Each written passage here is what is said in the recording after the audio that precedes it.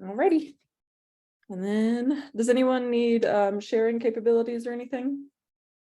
I don't. Just At least not right now. I don't think Right, so. at some point we could figure that out. I should say too, I've got someone here looking at my hot water heater, so I may have to mute for a second and go talk to him. But Cool. Can we interview you about your theory of change behind your water? yeah, it is interesting actually. We were talking about the tankless option, and I was asking about electrifying, and it seems like it's not a great option for our water here, at least in Colorado, because it comes in so cold. But I did ask. I did my due diligence in that regard.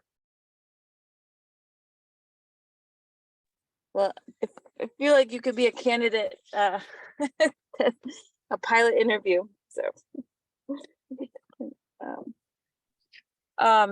did you guys already, before I joined, did you already chat about an agenda? I don't want to. I don't think we did. No, I was going to Okay. ask the same question. So Okay. I have to say I lost track of the 11th versus the 18th, what we wanted to prioritize, but I didn't think it would hurt, since we're all here, to ask if Chris could give a brief update on how interviews are going and like impressions. Anything you want to bring up for discussion. I know that it's just getting started, but I think that came up at a previous group meeting, and I think maybe you weren't able to be there, so that would be good to get some discussion around. And then Ryan, since I know your schedule is harder to nail down these days for good reason, I wanted to ask if you felt ready today to just talk about what you've been working on, or if you'd prefer that be next week, because I think I communicated poorly back and forth about what agendas should be. So if you feel like I wasn't prepared for that, then we can do it next week. no, I can definitely talk about it. Okay. Yeah. Okay. Chris, is that okay with you too? For sure. Okay. Then I'll hand it over to you, and I'm excited to hear how things have been going. All right. So so far I have conducted two. I think at the last meeting I had talked about how I had done one, and the second one was scheduled. So that one has been completed. That was an interesting one, which I can talk a little bit about in a second. I have a third one scheduled for tomorrow. That person also received a letter and responded. I think it'll still occur. I have no reason to believe that it won't, but this lady works 8 to 5 every day of the week, and I mean, she called, so I just assume that she will go with the scheduled interview tomorrow, but she did seem like she was rather busy and didn't want to necessarily spend her free time doing an interview, but she called, so I will assume that it goes through. So obviously I don't have enough to really generalize anything. The first interview was very different from the second one. The first person I interviewed is also part of the community advisory board, so he's pretty knowledgeable about what kinds of energy upgrades can be made in the home. He has made a few himself, some that we really haven't even talked about as a group in terms of being something that necessarily qualifies. But it was an informative one. The second one I mentioned was interesting in part because of the technique that Ryan's using to pull up people that would qualify. And the reason I say that is because she shows up apparently in the permitting applicant or in the permit approval applications, and she doesn't even, that family doesn't have air conditioning, like many people in Pueblo lack. But she couldn't really think of anything, and her husband was in the background, not really participating, but he was there. He had just arrived home from work, but neither one of them could think of anything that would have qualified them in terms of being in the study, because according to them, they haven't had any permits. So nevertheless, we proceeded with the interview because, again, a pretty informative interview in the sense that, they certainly think about those things in terms of these energy upgrades. But one thing that's prevented them, she talked a lot about how if she would do anything, it would either be getting central air conditioning or getting solar panels, but they're moving in a year, and so they don't see it as being cost effective for them. At the moment, he's in the military, and they get transferred around. But this is the first home that they've had that is off base, and so she talked a lot about the autonomy that they, or control that they have over the home for the first time in their marriage. So we talked a little bit about kind of these what if types of scenarios, since they hadn't made any specific upgrades at the moment. But as far as I'm concerned, I mean, I'll get your guys' perspective too, but I felt like we should still count her toward the end. In part, that's because we're at 1 before that. So this brings us up to 2. And I was ready and willing to count the husband as number 3, but I heard him say hello, and then I never heard him say anything else. So I think I'll just stick our number at 2 so far. But that's it for now, as far as the updates on the interviews. I did want to ask, and you can weigh in on anything I've discussed up to this point as well, but I did also want to ask whether you, as individual team members, would like to see the transcripts to those, or whether you want them all at once, or whether I should just send them, as I do them. The first one, I made an error, and so I had to transcribe it, kind of a long story that's unnecessary, but I had to transcribe it by hand.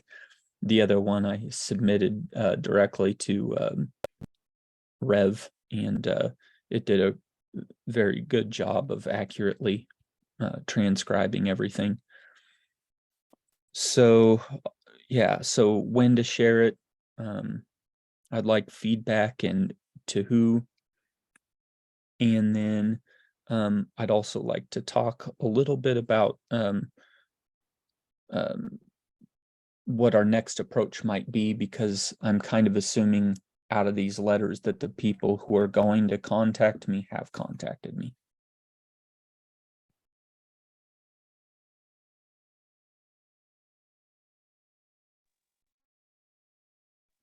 And I'm just now reading your comment, Ryan.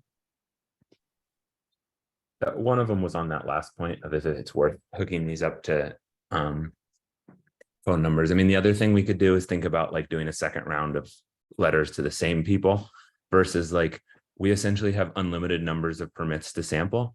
So this gets into like me talking about what I was doing, but essentially I took the houses that were most likely to, based on a model, to have applied for a permit, and the houses that were least likely to have applied for the permit, and picked those ends and figured that'd be a great place to start with, because we'd maximize variation within there. Okay.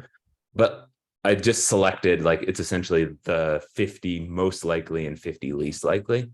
And so if we're like, oh, we're not getting any uptake, I mean, we could just keep mailing more letters and have a low response rate. But I think I'd be a little tempted to go back to the same people once more. Just because like you get a letter once, you probably ignore it. Maybe you get it twice and you're like, oh, these people seem serious. Maybe I should actually do this. But That's a good point. I'm also super interested in the person who didn't file a permit for anything. Because either like that could be something in sampling on my end that like I messed up an ID or something like that. And so I could verify that.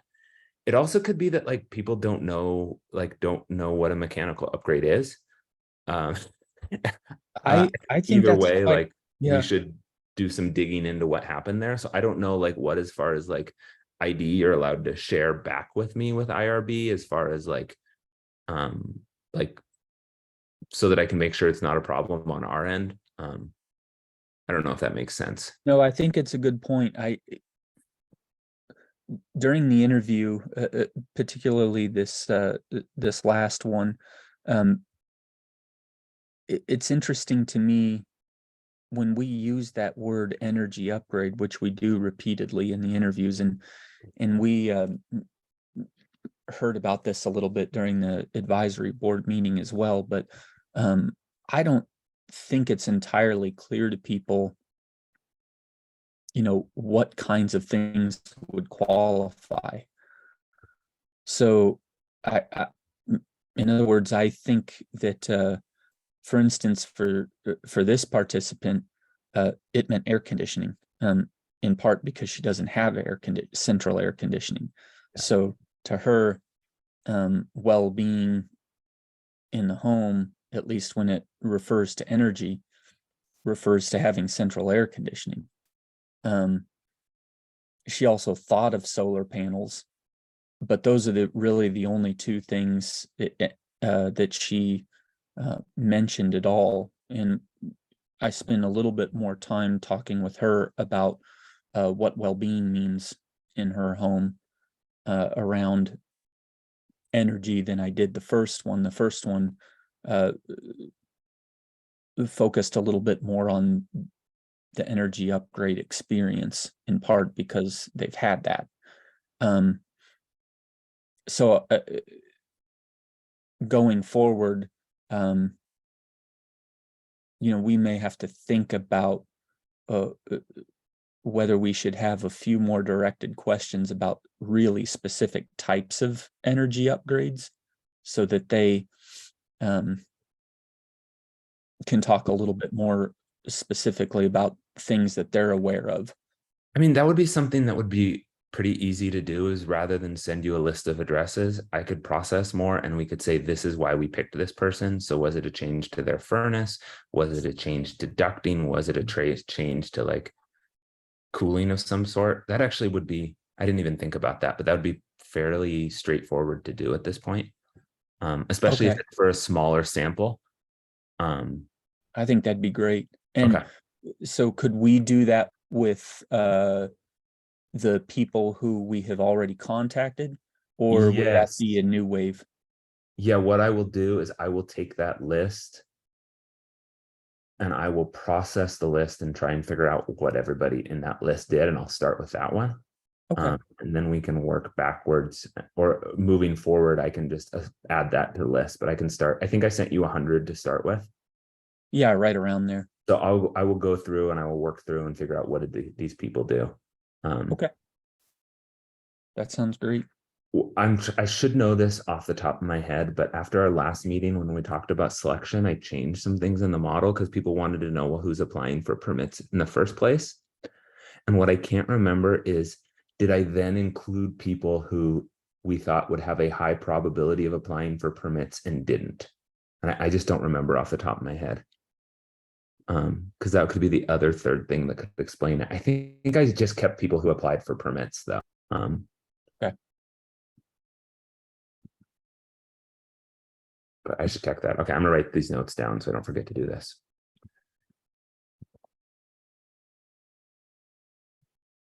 And then would you, so I have to head to campus here in a couple days. Some of the letters were sent back.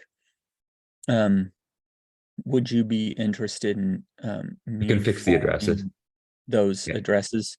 Yeah, Okay. totally.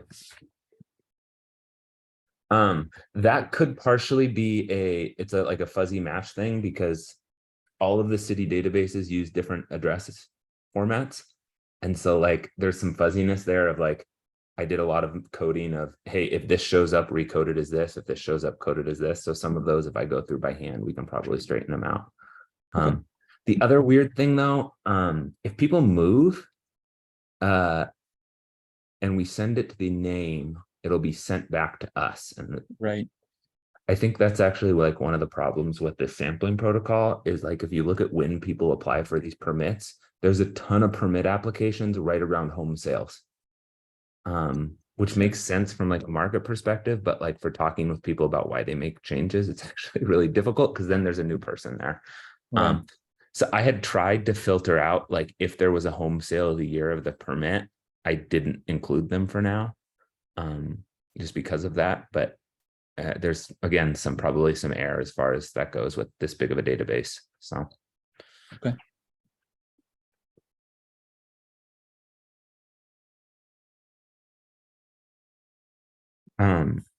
Is this a good time to talk about phone numbers too with the group? Sure, yeah, I think that would work. Yeah, I'll hold off on. Go for that. That would be good, Ryan. So one thing we could do, voting records in Colorado are public, and voting records often have cell phone numbers on them. So it's a little bit of a data wrangling thing, and it'll cost us like $1,000 to get the database for the state, which like I think we probably have money for. Sorry, someone is calling me and I don't know how to turn it off on my computer. But we could take that and link it up to addresses. So it wouldn't work for renters. It wouldn't work for people who aren't like registered voters. But we could essentially say, if you are a registered voter and you applied for a permit, link the phone number to the house and the permit, and then call those people.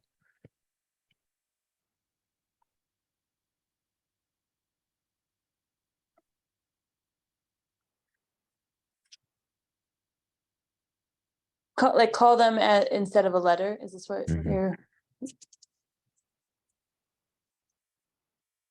I mean, I feel like I'm not as familiar with success rates for those things. That seems fine to me from a like we can go that route. I just have no idea how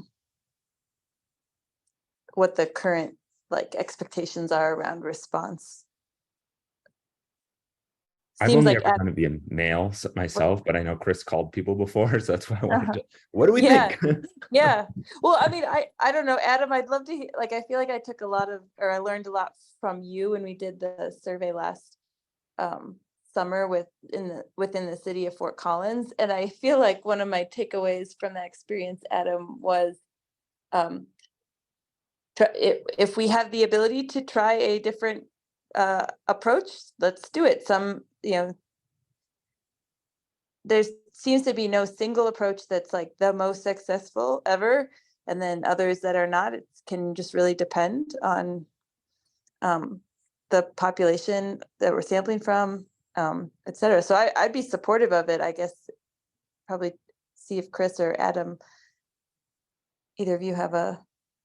Yeah, I don't have a specific thought. I mean, I think that in general, recruitment strategies for qualitative like there's a huge literature on survey sampling, right? And we get really into the numbers and response rates and all these kinds of things. But recruitment for, if you read qualitative research, a lot of times the recruitment description might be like a sentence. So I think it's actually, I mean, I've never really thought about it before, but I think it's often sort of under described in the literature. If we can think of alternative strategies, I don't see a reason why you can't use multiple strategies. With survey research, what you work with quantitative, like sort of survey research, what you worry is that the mode of data collection, how you contacted people and collected the data and all that might drive, might bias responses. People that responded online, maybe they're different than the ones who responded by mail or something like that. But that's not exactly what we're dealing with here. So, I mean, I'm sure that, I don't know if we're compensating people, that would probably help. So I don't know specifically on, there's probably literature on like compensation for semi-structured interviews, but I know for surveys, that's, been one of the most consistent findings is that compensating folks, even if it's not a lot, will, pretty drastically improve your response rate.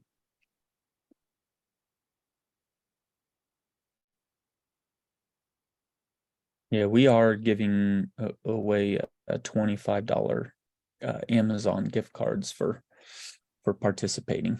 And I do think that if anything, it's a strength of the research approach, or methodologically, it's a strength if we're using multiple strategies to get people to participate. So if we can say that, at first we tried to recruit up to, 120 participants using this strategy, we had this number participate, then we followed up with another strategy by calling participants. I think, again, if anything, it's expected that the participation rate or response rate is going to be rather low. But if we use multiple approaches, to some extent, that can be perceived, I think, as a strength. Okay. I mean, that makes me think it's worth going through and doing it.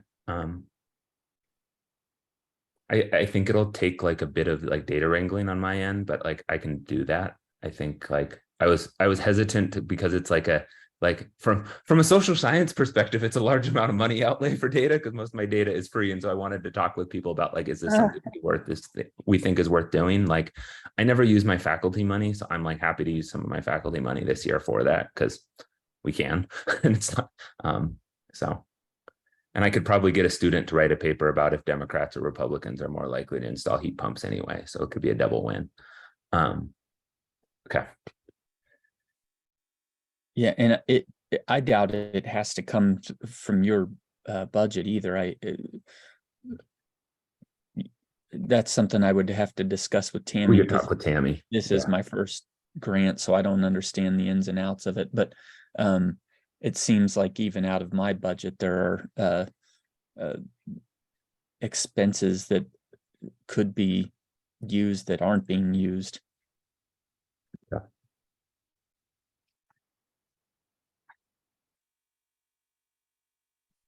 But I will start with just sending I'll work with you and we'll focus for now on sending out second letters to. Okay. Let's process the addresses again first and make sure they're clean and right. So maybe send me a list of the ones that you got no responses from, or I guess return to senders is what we would want.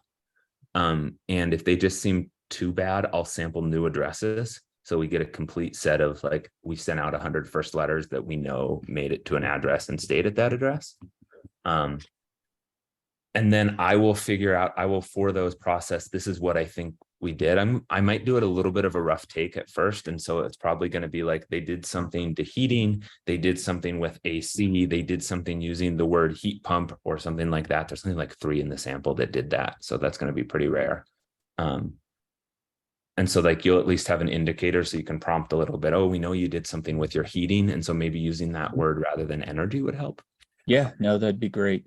And I think that's a good approach. And I should be able to get to, I usually make an effort not to get to campus until school actually starts, but for this one, I'll break my rule and get there next week and I'll get back to you. Okay. I love that rule. I hate that that you might break it. Oh my God. only for really special reasons. Yeah. Can I go back to something you said about the first person? I think it was the woman that you spoke with, because it sort of relates to this conversation. I just wanted to clarify. So their impression was that they didn't know why they had been selected. Is that right? Like they couldn't Yeah, think of it- a and change and they'd made. I should clarify that she wasn't necessarily puzzled to begin with. She thought, like most people will, that she was just being randomly recruited for Ah, right. Okay. participate in a study. But as I was going through some of the questions, it dawned on me that Uh-huh. she perhaps hasn't made any particular changes. So then I asked her a few questions about, more generally whether she has sought to be, approved for any kind of energy related changes in her home, and she couldn't think of anything that would have required a permit. Okay. So that was my first question. Then my second question was, it sounded like, Ryan, what you said was that's not a mistake. That's just a function of the sampling selection is selecting on likelihoods, not known for sure there was a change, but just, is I that think right? well, no, I think if we sampled somebody who didn't file a permit, it's a Uh-huh. mistake. So what I did is Oh. I built the model so Uh-huh. that it said who applied for a permit, and then within people who applied for the permit, who was most likely or who was least likely. So my Okay. thought, it's either A, we made a mistake, B, I actually sampled different than I thought I sampled. Yeah. C, I actually included those people and didn't think I did, which I think is the least likely, or actually that people don't know what an energy Yeah. efficiency upgrade is. Yeah. And I actually think that's the most likely. Yeah. But Okay. with, No, I appreciate hearing your take on it, because that's my takeaway is, like, I think what's most likely is that people are correctly selected from our perspective, but their universe of things that are going to come up as changes don't overlap with our universe. yeah, because it's possible they changed the fan in their furnace, and they would show Right. up in our database as having Yep. done furnace work. Yep. So, Mhm. No, okay. I'm on the same page as you then with that. So. I've definitely had work done on my house and didn't know that a permit was filed for me until afterward. They're like, don't worry, the permit costs were rolled into this because the contractor did it. Yeah. And you're like, oh, thanks. I didn't realize that was necessary. Or no. in some ways, it could be a sign that this is actually going to work pretty well too, because most of these, it's always people who did an energy efficiency audit, and so they're already primed to think about energy. Yeah. Right. And I personally, I think Chris's story he just told about oh, this person wants to install air conditioning, and that's the energy efficiency upgrade they want to make, is amazing, because that's going to make their house less energy efficient. And that's amazing. Right. But maybe make them happier and more comfortable, and and then say, I feel like my not that they'll say it exactly, but that their well-being score, so to speak, will go up. Yeah. But that's a fun story to tell. So I don't know. If it is a mistake on our side, there's a part of me that wonders if actually sampling on propensity to file a permit is a useful idea, because we could get some of those stories. So, okay. Yeah. let me No, dig I had into the what same happened. thought, Ryan. I was like, if we did it on propensity, it'd be kind of interesting. Yeah, no, exactly. Yeah, and in her mind, it was more efficient because they currently have 5 air conditioning units that they have spread Really? around the house. Oh, Yeah. wow. Okay. See, that makes the story even more interesting. Yeah. They have 5 window units. 5 window units. Holy cow. So they probably, Ryan, they probably are doing better from an efficiency standpoint if they get the AC. Yeah. Okay. Yeah. Wow. Okay. Wow. Okay. Data research is fun. Yeah, I know. I've been looking forward to it. So, Chris, I did want to come back, if I may, to your question about sharing transcripts. And is that okay if we pivot to that? Yeah, for sure. I hesitate to say that I'll do this and then make good on it, but I'd love to stay sort of on pace with what your interviews are like, rather than try to read them all at once at some later time. I expect that my ability to do that might ebb and flow, but I think as transcripts are available and we have a place to share them that's consistent with the IRB protocol, I'd be open to, you know, just maybe knowing every week or every 2 weeks or something that they get dropped there, and then I'll sort of plan to schedule for myself a time to go in and review them, maybe before our Friday meetings, or I don't know what your flow would look like. But I certainly would like to hear what Ryan and Adam think too, in case it's different, especially.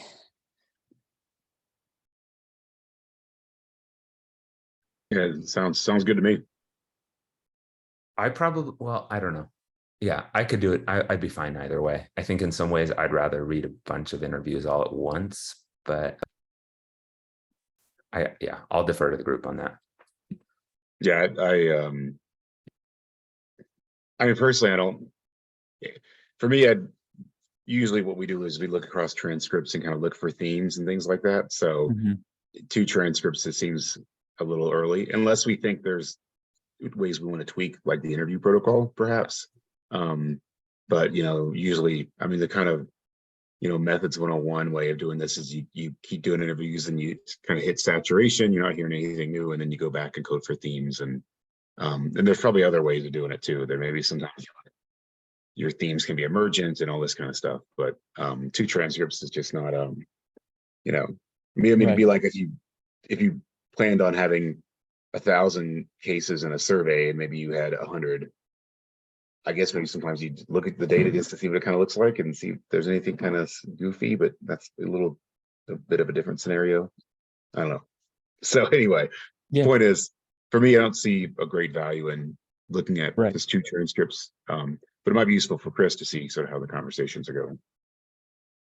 Yeah, I think perhaps what I can do, I'll go back to the IRB protocol, make sure that I have that outlined the way I need to. But what I can likely do is just set up, I can sort of drop them in the drive for you guys to look at as you want to.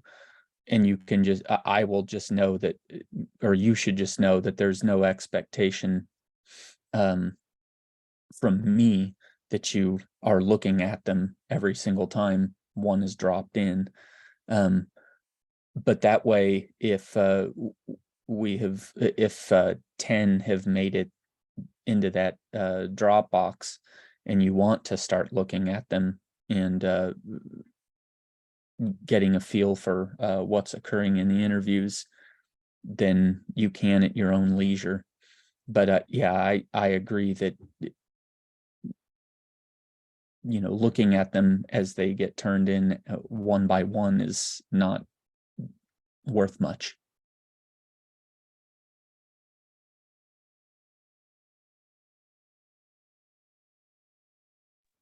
That makes sense to me, Chris. I'd probably just do whatever's easiest for the group. I was thinking more from the perspective of just trying to stay up to date, but I don't think. No, I think you're right. And that's why I think, you know, everyone can kind of do it at the pace they want to. So if I load them in as they come in and make them available to you, then each one of you can kind of make your own decision about when you want to look at them.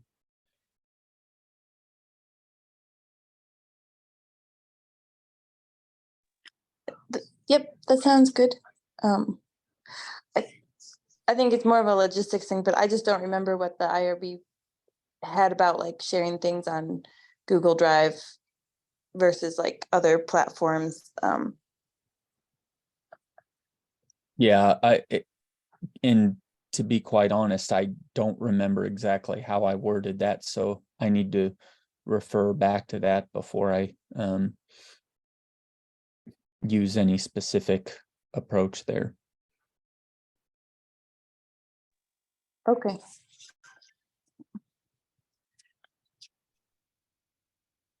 All I can remember is that I was going to share the transcripts with you. Yeah.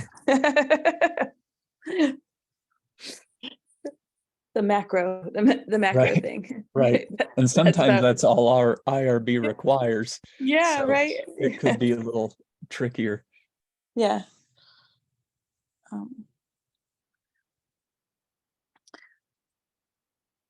For the group, is there more that we want to discuss about interviews at this time? I think, yeah. Well, this gets into like the next agenda item was me updating what I was working Yeah. on. Yeah. But I was gonna just real quickly show you the model that I was sampling off of, if that helps. Sure, I think that'd be great. That'd be worth discussing. I Least didn't to like me. prepare anything for this because I will acknowledge life's been weird. But I should. I'm going to try and share the image I just made at least. So essentially, or do we have screen sharing or we didn't enable it, right? I'll do it. I'll do it now. Okay. That way I can just share this and I won't have to export. I'm going to do what I make I like get mad at my students if they ever just show me an R screen and say, this is what I've been working on, but that's okay. Oh, what do you want? Do you ask them to do Markdown? Oh, I want them to like create a document. Oh, good. You know, don't just show me your script. That's no good. You can't publish that.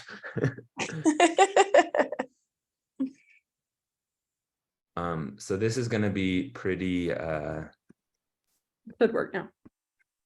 pretty rough. But essentially what I did is after we talked about our like what I was doing on data last time, I went back and it was like pretty clear I needed to get like the whole sample of houses. So in June, I went back and I got like data on every house in Colorado, essentially the parcel data, and then whether they applied for a permit or not, which should then expand the number of houses we're able to look at. And it also allows us to look at that initial propensity to apply for a permit. I then filtered down into just mechanical permits and said, all right, who was applying for a mechanical permit? And I tried to filter those so it would be something related to like HVAC systems generally, rather than there's a few other random things that like showed up in mechanical permits I tried to filter out. So then the model was just basically, did someone apply for a mechanical permit? Since we were interviewing people, I then took Adam's advice of if we wait too long, people are going to forget what they did. And so I said, I need a mechanical permit during the 2022 calendar year. So they should have applied for the permit during 2022. And then I fit just a basic binomial model is the best way to understand this. And I realized this is a terrible figure because I literally just made it during this meeting for a number of variables, like how does that affect their likelihood of applying for permits? And most of these variables are actually looking the way I think we would expect them to look. So like if a homeowner is Hispanic, they're less likely to apply for a permit. As square footage increases, people are actually less likely to apply for a permit. I think that probably has to do with housing quality there. As the value of a home increases, people are more likely to apply. This is the home sale variable. So if people sold their homes, they were way more likely to apply for permits in that calendar year. And so that's the idea generally. I'm not going to run through all of those, but to add those controls. So then we think, well, these are the variables that are going to drive application for permits. I then fit the model and did predicted probabilities for each house in the sample. And then from those predicted probabilities, I selected the tails. So the idea is these variables that we include here will inform the probabilities of who should apply for a permit. And so we can get houses that, oh, they were the most likely to apply. The idea there is based like they should then provide evidence for what we're finding here. And then the 50 houses that we selected on the other side, the least likely to apply should say, well, this is where our model breaks, where it's not working, what we might be missing that we should be thinking about in doing homes. Understanding home energy upgrades. The variables I mostly included here are ones I thought we had talked about a bit in our meeting, or that NREL talks about as being like economically motivating for like an upgrade. So like electric baseboard heaters, for example, if you look at like their data for Colorado, they're like people with electric baseboard heaters should do energy efficiency upgrades. Like if you look at our sample, that's not happening. Like these people are actually way less likely to apply for upgrades. Part of that is it's really rare. No one has electric baseboard heating. And so in a 1-year sample, you just don't observe very much there. But that was the idea of take things that other papers have said, hey, this should matter, include it. One of the Yeah. advantages of having voter registration is there is increasingly data on like Democrats or Republicans are more likely to do stuff. And so that's one thing that if we get that data, I'd actually like to add to this is like, where do we think people stand politically? Just because that might matter as well. So that's what I've been working on, but I think most of you know this, I haven't been working much the last month. So most of this is like my June, very early July work. And then I was on vacation with Emily. So also not working. Yeah. Well, that's a good way to spend the summer, but this is actually really great to see, because I haven't had a as concrete an idea as I probably should about the data set that you're working with.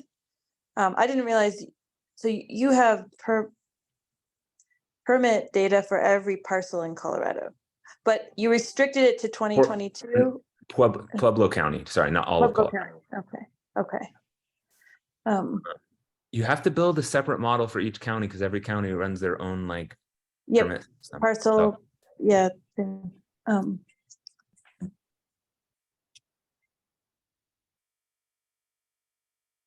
but I restricted to 2022 so we could fit the model for the whole period. And like actually one of our meetings, I was chatting with Kartik about that is if I put in all of the years, the variable that matters, like the thing that shows up the most is like how old is that HVAC system? And like you actually, if you look at like the trends over time, you'll see that if it's a new HVAC system, not likely to upgrade. And if you look at the random effect medians, they climb to 10 years, and then it's just randomness of how long do people's HVAC systems last, which gets at, you know, the thing we've talked about oftentimes of when are people doing this? Well, when their stuff breaks. Yeah. So like, I think that story is in here, but I haven't necessarily built it into the sampling here. Okay. What would be the full, a question I had before you mentioned that you'd restricted to 2022, what would be the full time span? 2013 to Okay. Oh, and what constrains that, just out of curiosity? when they digitized their permits. Well, that, and there was a change. There was a governance change at that point. So I actually, if you look at the data set, it looks like you can get permits back into the 1990s, but there was a change in who regulated building permits in Pueblo County. And so there's a dramatic increase in permits at that point. And I think it's administrative. It's not like it's not a result of changes in people's actions. It's a change in how the governance of permits worked. Yeah. Okay. So a change in like what data were available.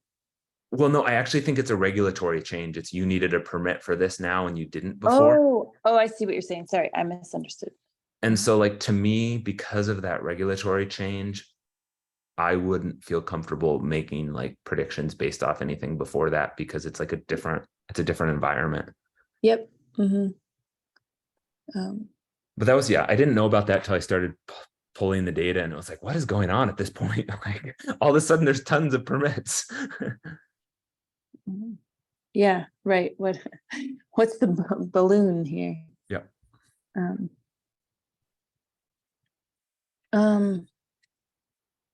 I don't want to dominate. Adam or Chris, do you have comments or questions you want to raise? I know Adam's a little bit having to deal with the water heater stuff.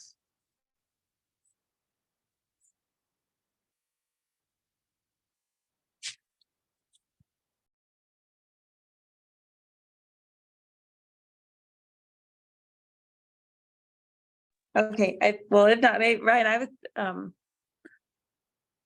I think my thought right now is that I've understood your work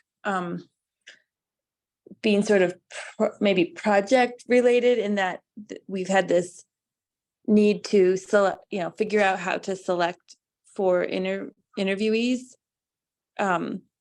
And what you've done, I think, has been really nicely matched with what Chris has been preparing for. And it seems like, even though we were talking about ways that it might have not necessarily gone wrong, but like in the way that research is fun, like you said earlier, it's like, oh, we turned up a first interviewee that was maybe surprising given what we thought we were selecting for. But that's related to like driving the project forward. I was curious, as you've been working with this, do you have like a research question or set of research questions in mind that you're really keen to follow up on based on this work? I know you've mentioned voter registration a couple times, but maybe that in addition to that, there are other thoughts you've had, because it seems like a rich data set. And I didn't know if you have already have some research questions in mind. I mean, the first thing I actually think we should do is just do a descriptive, like we write a descriptive paper of this is what we observe happening like in a county. Yeah. I think the second thing is, I think you knew about this, but last fall or last spring, I had to present to our department like a paper I was working on, and I looked at like quality installations. The problem with that is at that point, I only had people who applied for permits, and in some ways that doesn't make as much sense of having the full sample of as far as like, these are people, anybody in Pueblo, and then did they get a permit? Did they get a quality install? I'd still like to revisit that because I think that's potentially like a useful thing to look at. You know, initially we talked about, you know, there's a lot of people, I know Kartik and you know, I've talked with him about who's getting heat pumps. I don't think we have enough people getting heat pumps to do anything with that. But I think like, if we think about that literature, I think we could use furnace upgrades and changes to understand a lot of those things as well, or like who's putting in air conditioning units. I think there's potentially like an environmental justice paper there of like, what do we see as far as different communities in Pueblo acting? The other thing I want to look at, and we actually put this in the grant initially, is like how are like longstanding governance changes affecting this? And so that could be layering things like zoning, like how does zoning matter for this? It could be like neighborhood age HOAs, or just like regulatory changes. Like, do we see things that like all of a sudden matter for who's able to make these changes and who isn't? But that's more of like that's not a specific research question so much as a area that I would like to investigate. And actually, that's going to take a little bit more digging, because I think that's like thinking through like, all right, how do we then map a governance data set onto this? So what is a governance data set look like? So for example, like could we create a data set that says like, these are the HOAs that exist across Fort Collins, or sorry, I said Fort Collins, across Pueblo. These are the zoning districts that exist across Pueblo.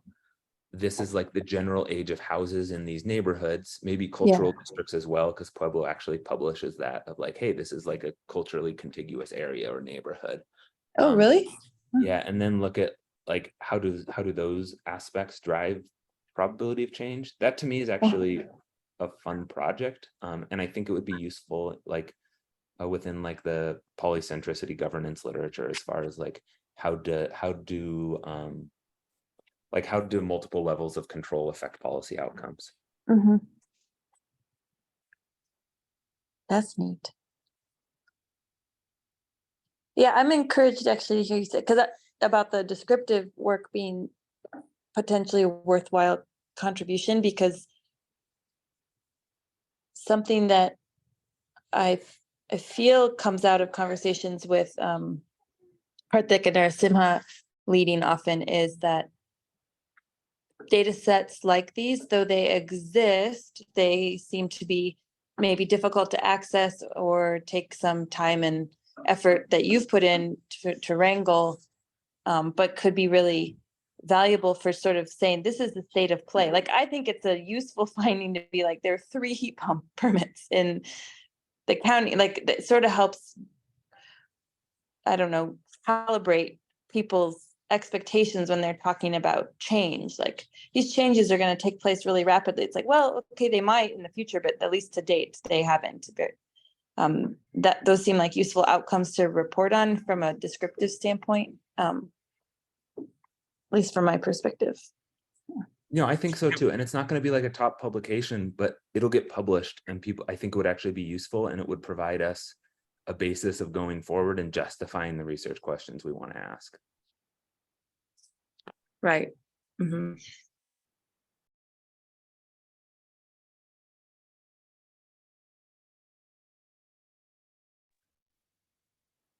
Well, trying to recognize that we might be trying to wrap up. It's close to the top of the hour. Maybe another a last question I have for you, Ryan, is for the work that you'd see coming out of this, like papers that you might plan for. Is that something you would be leading, or you have a student that would be working with you? I don't know your structure or plan as much. It seems like both you and Chris, and maybe Adam to some extent too, do more of your own work than having students do it, just because of the nature of how students are supported. I don't know if that's true. Yeah, no, that's like very much our model is like, if I'm on something, I do the work, generally not a student. I have one student that I would kind of like to bring onto the project, who she got like an internship with, I can never remember the name of Bill Ritter's Energy Center over the summer. So she's been like, yeah, SNE. So she was one of the SNE students, and she's going to be my PhD student.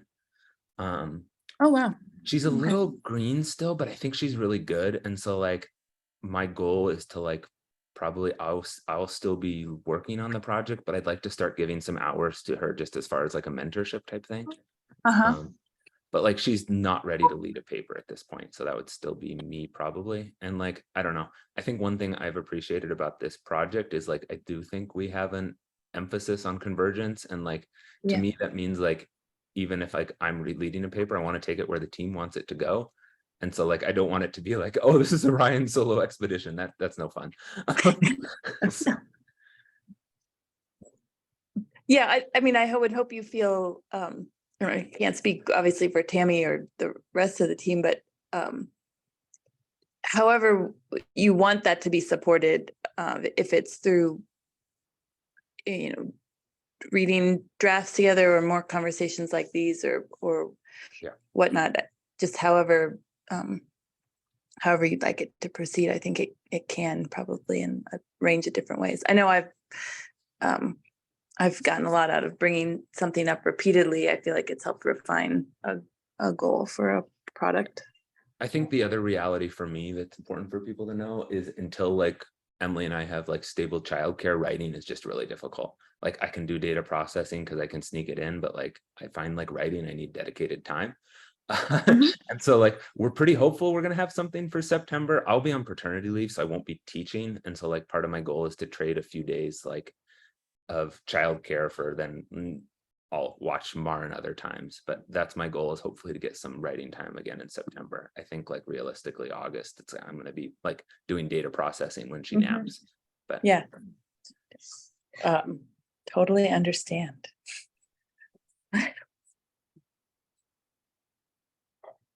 Well, I would say I appreciate both of you, Chris and Ryan, being willing to do an update for this call. I'm excited by both the things that you're working on. And Adam, I just wanted to acknowledge, I saw your comment about the data set for the city of Fort Collins that might be useful to combine with what Ryan's doing. I do think that would be worth talking about, Ryan, when you're ready. Adam had already done, it's not the same, right? It's not permit-based data, but voter registration data and parcel data for city of Fort Collins. I don't think all of Larimer County, but yeah, well, I think I think I can probably go back and reconstruct a county data set, because I think at one point that we worked with, we had the county, and then he said we want to just focus on the city. We do have data for things like whether or not the home has a heat pump and a bunch of other, questions like that. I don't know where they get that data. If that's from permits, because I guess you can get a permit and never install it, or if it's from the county, so maybe it's tax data. I'm not really sure. It's from the county assessor's office, actually, so it probably is from tax records that they reconstructed that, because there could be a little bit of noise if you're using who got a permit, because presumably some people get a permit but never actually, make the upgrade. I don't know what that is. If that would show up actually. Okay. Yeah. Oh. But that might be kind of cool. I don't know if there's enough of them to, if a permit isn't final, that means they never did it. Yeah. Oh. So we don't have that information on permitting. But I think for like if you remember for the heating and air conditioning variable that's in that data set, there were like 24 categories or something like that. So right. you know, as long as we can sort of make them roughly align with what we have from Pueblo or other places, there might be a way of doing some kind of analysis, you know, and you getting squeezing something else out of that data set. Paper was just accepted this morning, actually, that some of that, so that was exciting to look up to that. I know, I think that would be good to circulate with this group. Well, and I think seeing your other comment, Ryan, I do think this, you know, the spirit of the proposal, as I remember it, was that we were situating the work in Colorado, but trying to span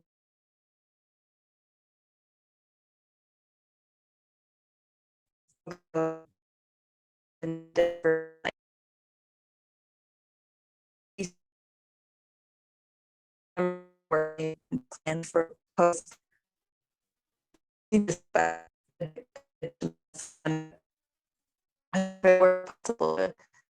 together and find where they align to answer a unified question or set of questions, even descriptively. I think that would be a nice product.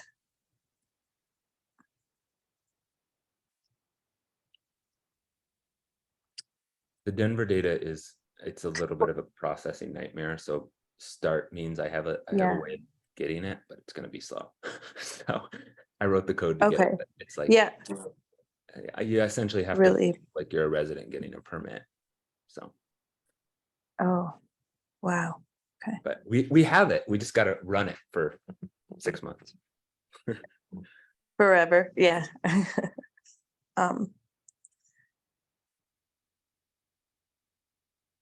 Well, in my view, I know Tammy will listen to this. I guess it seems worth checking in another month, because it sounds like you'll be doing some data processing, Ryan, for the remainder of this month, if anything.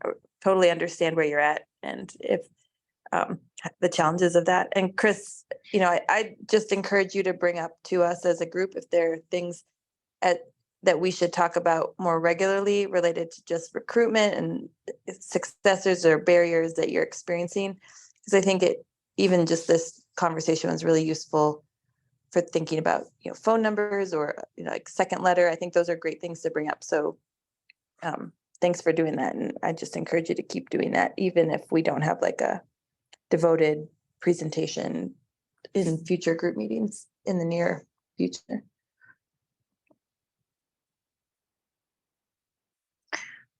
All right. Well, thanks everyone. I think we went a minute over, but Thanks everyone. glad to talk to you. Thanks, Taylor. Bye, everyone. Bye.